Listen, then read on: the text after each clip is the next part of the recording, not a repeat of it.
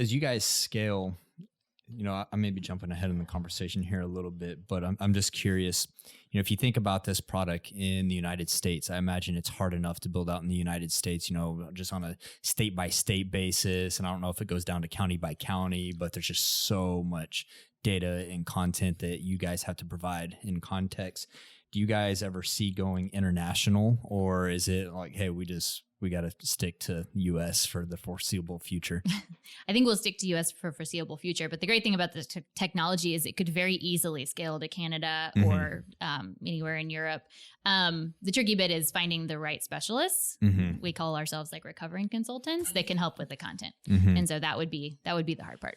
Yeah. But we get actually requests all the time to go out of. Yeah, imagine. Country. I mean, like if you look at it from a technological standpoint, the technology can be applied to, the technology doesn't care about borders, right? Yeah, no, awesome. But as far as scaling, it actually becomes a bit of a manual process of finding the subject matter experts in that area that can help provide the content and data to support the context of the technology. So when you guys are thinking about scaling, are you looking at getting more environmental types of data, or are you trying to bring in maybe other types of data? Like I'm thinking about just like as we're looking at places in East Downtown right now, like we're looking at like tax incentives, historical status on buildings, things like that. I don't know if those apply to the same kind of projects that you guys are looking at, but is that like, would that be something you'd be interested in? Or is it like we need more types of environmental data? Like you're going to stay super heavy on the environmental lane?